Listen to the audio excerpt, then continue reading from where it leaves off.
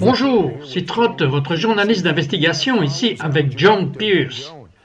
Vous pensez avoir des problèmes? Comment auriez-vous aimé être John? Vous êtes expulsé de la seule maison que vous avez. Vous avez 2 petits-enfants. Vous en avez un 3e en route. Vous n'avez pas d'argent. Vous n'avez rien. Vous ne savez pas où aller, quoi faire. Vous ne savez même pas lire. Comment quelqu'un se relève-t-il? Je veux dire, écoutez cela et gérer une entreprise de 2 millions de dollars. Il y a une réponse. Mais je veux revenir au début. John, vous avez été élevé dans une famille ici aux États-Unis avec un seul parent. Joan, you were raised as many families here in the United States are raised with a single parent. Oui. Avez-vous connu votre père? Non, je l'ai connu maintenant, mais je ne l'ai pas connu lorsque j'étais enfant. Et vous parliez italien à la maison? Oui. Et votre mère s'est remariée, et j'imagine que ça a dû être le plus beau jour de votre vie, parce que vous aviez juste besoin d'un père. J'avais vraiment besoin d'un père, j'en voulais tellement un depuis le moment où je suis né, jusqu'à ce que ma mère se marie. C'est tout ce que je voulais. C'était un père, parce que tous les enfants de l'école parlaient de la façon dont leur papa les avait emmenés ici. Mais le jour le plus heureux de ma vie a été lorsque ma mère s'est mariée et m'a donné un père. Mais 3 mois après, mon père a commencé à avoir des relations sexuelles et à abuser de moi. Maintenant, quel âge aviez-vous à l'époque? 7 ans. Oh mon Dieu, 7 ans. Pourquoi ne l'avez-vous pas dit à votre mère? Je l'ai dit à ma mère. J'ai dit à ma mère ce qui se passait, mais il a dit à ma mère que j'avais menti et ma mère l'a cru. Et je n'ai jamais su la vérité jusqu'à la mort de ma mère. Juste avant que ma mère ne décède pour être avec le Seigneur, il y a quelques années à peine, j'ai dit « Maman, quand j'étais petite et que je t'ai dit que mon beau-père faisait cela, m'as-tu vraiment cru ?» Elle a dit « Je savais que ça se passait, mais tu étais la seule à vivre cela et les autres étaient ses propres enfants. Et j'ai décidé que tu n'avais que quelques années de plus et je ne savais pas où te mettre et j'ai pensé qu'il valait mieux que tu restes ici. Et j'ai essayé de te protéger. Si je voyais qu'il allait dans ta chambre, alors elle le savait. Mais elle n'a jamais rien fait à ce sujet. Mais en plus de cela, c'était un perfectionniste et il voulait que vous ayez de bonnes notes. Et est-ce vrai qu'il vous giflait? Oui, jusqu'à 1 heure du matin, parfois jusqu'à 2 et 3 heures du matin. Et ma mère disait, elle ne peut pas apprendre, elle ne sait pas comment. J'avais de la dyslexie et j'ai aussi découvert plus tard que j'étais handicapé et que j'étais en fait dans la classe des handicapés mentaux à l'école. En fait, quand j'ai passé un test à l'école, ils m'ont fait passer pour une idiote. Je veux dire littéralement, et je devais le faire, ce qui n'était pas vrai. Avez-vous accepté ce fait cependant? Croyez-vous que c'était vrai? Oui. Comment diable, avec une si mauvaise perception que vous aviez, comment diable vous êtes-vous relevé? Mais encore une fois, nous prenons de l'avance. Ok, vous êtes dans la rue. J'avais été tabassé, j'étais enceinte de 2 mois. Les gens de l'endroit où je logeais m'ont jeté à la rue, ils étaient saols. Ils ont sorti mes bébés d'une sieste de l'après-midi, les ont jetés sur le porche, ont jeté mes vêtements sur le porche. J'ai mis les vêtements dans mon sac à dos, j'ai attrapé mes 2 garçons, un avait 3 ans et l'autre avait un peu plus d'1 an et je les ai pris. Il pleuvait, j'étais dans une ville totalement étrange, je ne connaissais personne. Et il pleuvait tellement que je suis allé dans une cabine téléphonique pour essayer de me protéger de la pluie. Et j'avais mal parce que j'étais tombé de 2 volets d'escalier parce qu'ils m'avaient renversé. Vous parlez d'être désespéré. Vous pensez que vous êtes sans espoir. Écoutez cela. Allez-y, John. Et donc, je les ai mis dans une cabine téléphonique et j'avais été élevé catholique et mormon. Mais ça, de toute façon, c'est une longue histoire, on n'en parlera pas. C'est une sacrée combinaison. Alors j'ai dit, Rob, s'il te plaît, tais-toi. Alan, s'il te plaît, arrête de crier. Parce que les garçons criaient, et je me tenais là, dans cette cabine téléphonique. J'ai dit, Dieu, si tu es réel, si ce Dieu dont j'ai entendu parler étant enfant, si ce Jésus dont j'ai entendu parler étant enfant est réel, j'ai besoin d'aide maintenant. Dieu, je ne sais pas si tu sais comment me parler, mais parle-moi maintenant. Et j'ai entendu une voix audible me dire, je veux dire, parler du moment où Dieu parle, je veux dire que vous n'avez pas à vous en soucier. John, aviez-vous déjà entendu une voix audible? Non. Comment c'était? Ça m'a fait peur, je suis honnête, ça m'a fait peur. J'ai commencé à trembler. Et c'est quoi ça? Et il n'a pas répondu comme je le pensais. Il a dit, appelle la dame que tu as rencontrée dans la boutique de beignets. Et j'ai dit, c'est comme ça que tu vas m'aider, Dieu? Il a dit, appelle ce numéro que tu as reçu d'une dame dans un magasin de beignets. Alors je l'ai appelé, je lui ai dit, je ne sais pas lire, je suis analphabète, je suis blessé, je ne sais pas quoi faire. Si vous ne savez pas lire, vous ne pouvez pas utiliser un annuaire téléphonique, et je ne sais pas utiliser un annuaire téléphonique. Alors j'ai dit, s'il vous plaît, dites-moi simplement où aller pour obtenir de l'aide. Y a-t-il un refuge? Je n'ai pas d'argent et je suis sans abri et je ne sais pas quoi faire. Elle m'a dit, je serai là dans 40 minutes et je viendrai vous chercher. Commandez simplement quelque chose pour vos enfants, ne vous inquiétez pas de la facture, attendez et ne partez pas. Et cette dame m'a emmené chez elle. Et puis, quand est venu le temps pour moi d'avoir mon bébé, je n'avais pas de vêtements parce que je ne pouvais pas bénéficier de l'aide sociale à ce moment-là à cause d'une certaine loi. Mais de toute façon, quand est venu le temps pour moi d'avoir cette petite fille, tout d'abord, je n'ai pas pu faire d'avortement. Je n'avais juste pas ça en moi. Mais je l'avais déjà inscrite pour être adoptée quand elle a commencé à donner des coups de pied vers le 4e mois. Vous savez, j'ai dit, je ne peux pas la donner. Et cette dame a dit, vous ne pouvez pas donner votre bébé. Vous avez déjà 2 garçons. Et si vous pouvez élever 2 garçons, allez-vous donner les garçons? J'ai dit non. Elle a dit, eh bien, il ne faudra pas beaucoup plus pour nourrir un bébé de plus. Alors j'ai dit, je ne peux pas donner mon bébé. Alors j'ai appelé les gens qui étaient en attente d'adoption et je leur ai dit, vous ne pouvez pas avoir mon bébé. De toute façon, quand est venu le temps d'avoir mon bébé, je n'avais pas de vêtements. Rien. Je veux dire, quand je dis rien, je n'avais pas de couverture pour envelopper mon bébé. Rien. Quand je suis à l'hôpital, je n'avais rien pour amener ce bébé à la maison. Et donc la dame m'a acheté une jolie petite tenue pour elle. C'était une petite fille. J'ai dit merci mon Dieu, merci pour une petite fille. Et je l'ai enveloppée dans cette petite tenue. Et quand je suis entré dans mon appartement social avec mon bébé dans les bras, j'ai regardé et la maison était pleine de nourriture. Il y avait des vêtements, il y avait un berceau. Mais d'où venait tout cela? C'était juste rempli de trucs. Je vais vous dire quoi. Retenez cette pensée, nous revenons dans un instant. Mais c'est une femme avec ce genre de background, ne sachant même pas lire, dirigeant une entreprise de 2 millions. Ne partez pas, nous revenons tout de suite. Les rites et les formes ne doivent jamais, écoutez-moi bien, ne doivent jamais dépasser la raison pour laquelle ils ont été donnés.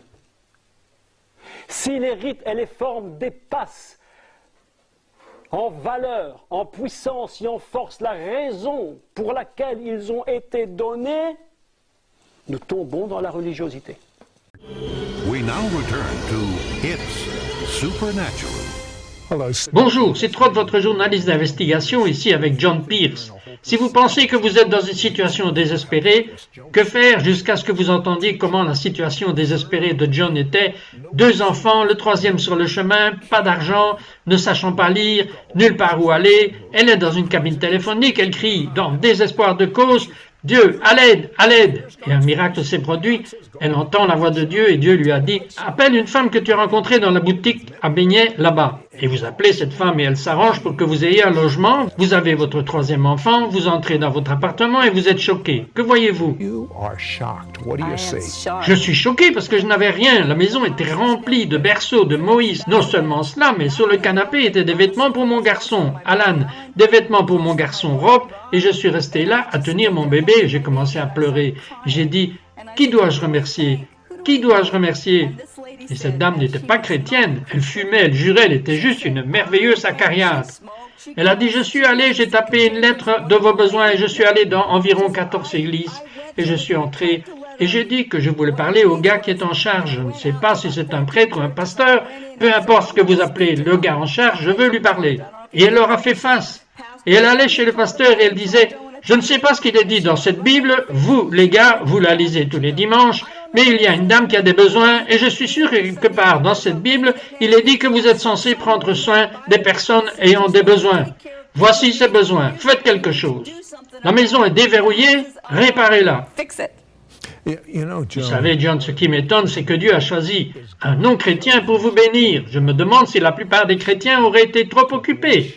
Mais n'y allons pas maintenant, mais ensuite les choses se sont détériorées. Que s'est-il passé? Let's not go there right now, but then things went downhill. Ce qui s'est passé, c'est qu'ils ont rempli la maison de meubles, de nourriture et de vêtements, Mais aucune personne n'est revenue me chercher. Le plus beau cadeau de tous n'était pas les meubles et les vêtements de bébé, parce que pendant des mois, chaque fois que je mettais une nouvelle tenue à ce petit bébé, je disais « Oh, merci mon Dieu, oh, merci mon Dieu !» Et je pleurais juste, mais petit à petit, parce que personne n'est revenu pour me parler de Jésus. Personne ne se souciait de moi. Il prenait soin des besoins physiques, mais personne ne prenait soin de mes besoins spirituels. Petit à petit, en essayant de gagner de l'argent, parce que je voulais être riche. Je suis passé de pauvre, je voulais être riche. J'avais été pauvre, je voulais être riche. J'avais cela en tête. Je vais être riche. Écoutez, vous êtes devenu le deuxième leader commercial dans cette entreprise internationale avec laquelle vous travaillez. Comment diable êtes-vous arrivé de là à là? Dieu. D'accord, mais en plus de cela, toutes ces autres choses vont contre vous. Vous ne savez même pas lire. Comment se lancer en affaires? Oh, eh bien, j'ai demandé à cette petite fille d'à côté de venir et elle lisait tout pour moi. Et je la payais pour lire. Ne dites jamais, je ne peux pas le faire après avoir entendu ce qui est arrivé à John. Allez-y, John. J'ai engagé des gens pour lire ce que j'avais besoin de lire et de toute façon, j'essayais de réussir. Comment avez-vous eu confiance en votre milieu d'origine? Vous auriez dû dire, je ne veux pas que quelqu'un me voie et avoir juste pitié et faire la fête toute votre vie. Eh bien, vous savez quoi? Je veux juste partager cela avec vous aussi. Certaines personnes, lorsqu'elles sont abusées sexuellement, deviennent introverties. Et certaines personnes qui sont abusées sexuellement, ce que j'étais, se mettent en colère. Et je suis devenu extrêmement en colère. Mais après un certain temps, après avoir oublié comment Dieu m'a béni, j'étais en colère contre Dieu, en colère contre les gens. Et j'avais cette colère qui me motivait. Donc c'était comme un démon en fait. Je vois. Vous suivez ce que je dis? Oui. Il y avait quelque chose qui me poussait, et donc, je n'ai pas pu obtenir mes médicaments après environ 5 ou 6 ans dans ce métier. Un jour, j'ai blessé ma fille. Je l'ai poignardée, cette petite fille que j'avais ramenée de l'hôpital 7 ans plus tard, de rage que je faisais un tapis, et elle m'embêtait à propos de quelque chose, et parce que j'étais possédé par un démon, je ne sais pas si vos téléspectateurs croient aux démons, j'étais une petite fille catholique, et j'avais appris à connaître les démons de première main. Et je vais vous le dire dans une seconde, et tout d'un coup, je suis allé comme ça. Elle me rendait folle et j'avais ce truc de tapis à raser avec un crochet dessus. Et je suis allé, waouh! Et avant de m'en rendre compte, je l'avais planté dans sa jambe jusqu'à l'os. Et je me suis vu avec ce truc planté dans la jambe de ma fille. Et elle criait, « Tu es folle, maman, tu es folle, tu es folle !» Et je l'ai retirée de sa jambe et elle est partie en courant vers sa chambre. Et elle poussa ses petits meubles devant sa porte et je me suis assise là. J'ai dit, je suis folle. Carrie, s'il te plaît, laisse-moi te voir. S'il te plaît, Carrie, laisse-moi t'emmener chez le médecin. Laisse-moi t'emmener quelque part. Et vous savez, je l'ai emmenée à l'hôpital et elle a dû se faire vacciner contre le tétanos. Mais c'était une coupe nette. Mais j'ai su alors qu'il y avait quelque chose qui n'allait pas chez moi. Et tout d'un coup, à peu près à ce moment-là de ma vie, ma voisine d'en face, une dame pentecôtiste dont je me moquais parce qu'elle avait des autocollants sur son pare-choc, « Jésus t'aime, Alléluia, Dieu de louange », et j'avais l'habitude de dire « Ah, ces rouleaux sacrés, c'est un gâteau aux fruits ». Mais elle a commencé à venir et à me dire que Jésus m'aimait. Et je disais « Jésus ne peut pas m'aimer ». Et j'ai appelé l'église mormone. Et ma sœur était mormone, parce que nous étions catholiques et mormons. Et j'ai réalisé que j'avais besoin d'être une meilleure mère. Alors j'ai appelé l'église mormone et j'ai dit « Envoyez les missionnaires ici pour que je puisse apprendre à être une bonne maman ». Eh bien, les missionnaires ont commencé à venir m'enseigner le mormonisme.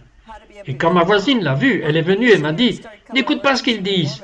Elle a dit « Je veux te parler de Jésus ».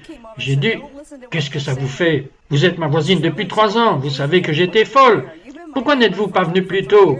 Elle a dit « Eh bien maintenant les Mormons sont ici, alors maintenant je viens ». Mais de toute façon, pour faire court, parce qu'on n'a pas le temps pour ça, elle a continué à travailler sur moi pendant 9 mois.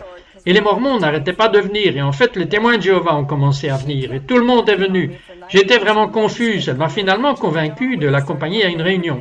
Elle m'a dit que c'était un prêtre catholique qui parlait, et ce n'était pas le cas. C'était un ancien prêtre, oui, et c'était une réunion d'hommes du plein évangile. Et elle m'a amené là-bas, et j'ai senti la présence de Dieu, et tout le monde parlait en langue. Et c'est comme si je devais sortir de là, parce que j'avais un démon en moi. J'ai dit, je ne peux pas rester ici, je veux sortir. Et à la fin de la réunion, elle a dit « Voulez-vous que l'homme prie pour vous ?» Et j'ai dit « Pas question !» Alors nous sommes descendus dans la voiture et elle a dit « Je voudrais qu'il prie pour moi. Ça vous dérange de rentrer pour qu'il puisse prier pour moi ?» Elle était intelligente. très délicate. Je vais vous dire quoi. Retenez cette pensée, on découvrira ce qui s'est passé avec John. Imaginez qu'elle s'est redressée et qu'elle est devenue ce que nous appelons un mensch et qu'elle avait une entreprise de 2 millions de dollars. Ne partez pas, nous revenons tout de suite.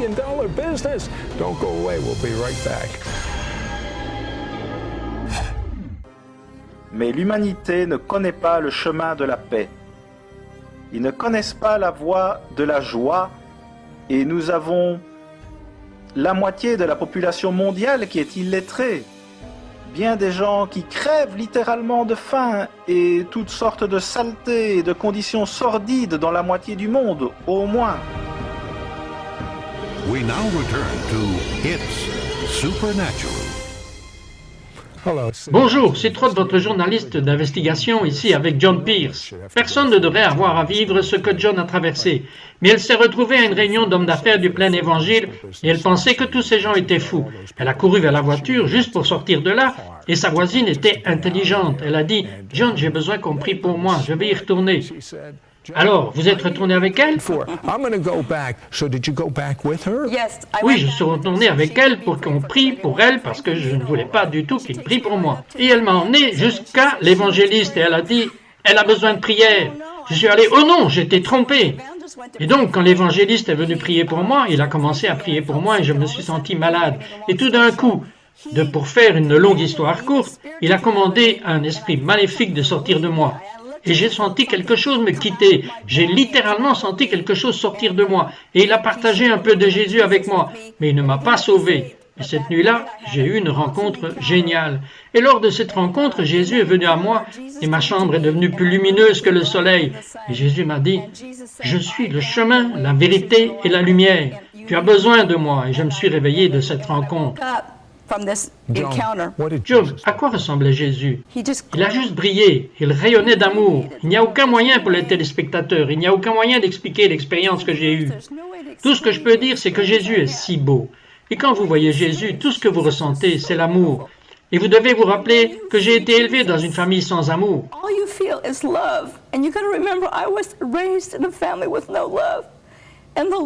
Et l'amour m'a submergé d'une telle manière que je me suis évanoui. Je ne sais pas comment expliquer cela. Mais j'ai littéralement vu Jésus s'évanouir et ma chambre est devenue plus brillante que le soleil et je venais de m'effondrer. Et quand je me suis réveillé le matin, je prenais mon café. J'ai commencé à penser, alors que je buvais mon café, je pensais que je serais mormone d'un jour à l'autre parce que j'allais être baptisé mormon ce week-end-là. Et alors que je regardais ma tasse de café, le Seigneur m'a montré une vision ouverte. Je n'avais jamais eu de vision ouverte auparavant. J'ai vu les cieux s'ouvrir et j'ai vu une vision de tous ceux qui m'ont témoigné dans ma vie. J'ai vu quelqu'un me dire, quand j'avais 4 ans, « Jésus t'aime ». Et d'autres personnes que j'ai vues, c'était comme un flash. J'ai tout vu. Et tout d'un coup, j'ai vu que ce mauvais esprit est sorti de moi. Et j'ai couru dans ma chambre et j'ai vu cela. J'ai appelé le nom de Jésus. J'ai couru dans ma chambre, je suis tombé à genoux dans ma propre maison et j'ai levé les mains en l'air et j'ai dit, « Jésus, si tu es réel, tu es réel. Tu es réel, je vivrai pour toi, je mourrai pour toi, je te servirai, je ferai tout ce que tu me demanderas de faire. Jésus, aide-moi à entrer dans ma vie. » Et je n'ai jamais plus été la même. Depuis, je parle de Jésus aux gens. Donc le tout n'est pas la religion, le tout c'est connaître Jésus. Jésus. Ok, vous avez commencé une étude biblique. Problème, vous ne savez pas lire. Alors qu'est-ce qui s'est passé? Bien, je ne savais pas lire. Dieu m'a dit de commencer une étude biblique dans ma maison. Et j'ai dit, mais je ne sais pas lire, Seigneur. Et tout le monde s'est moqué de moi aussi, parce que j'ai écrit 2 livres avant même de savoir lire. Et les gens m'en ont découragé. Mais combien de personnes peuvent écrire 2 livres avant de savoir lire? C'est du jamais vu. Les gens disent, qui a écrit ces livres? Je dis, je ne l'ai pas fait, c'est le Saint-Esprit qui les a écrits. Mais je fais une étude biblique. Et je me prépare à faire une étude biblique. Et tout ce que je veux dire à tous les téléspectateurs, écoutez Dieu et obéissez. C'est la réponse à tout dans notre vie. J'ai entendu Dieu dire de faire une étude de la Bible et j'ai dit, je ne sais pas lire.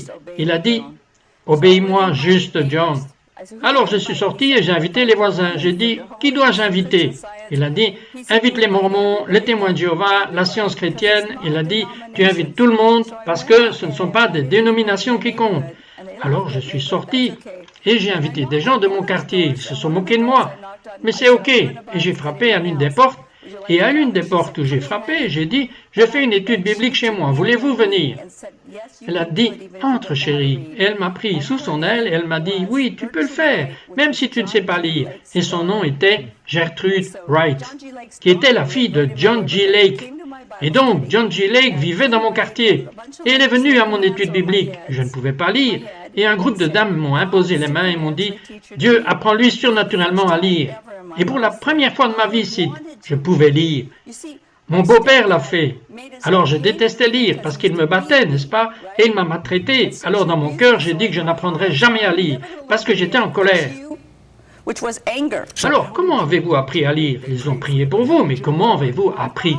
Mon Père Céleste a dit, je vais t'apprendre à lire, si tu veux lire. Dieu a dit, si tu lis de la Genèse à l'Apocalypse en 1 an, je te mettrai dans un ministère à plein temps. Et j'ai dit, je ne sais pas lire. Et le Seigneur a dit, lis de la Genèse à l'Apocalypse en 1 an. Et j'ai ouvert le livre le lendemain et tout d'un coup, j'ai su ce qu'était chaque mot. Aucun homme ne m'a appris à lire. Dieu, surnaturellement, en un clin d'œil, 1 minute je ne pouvais pas lire, la minute suivante je pouvais.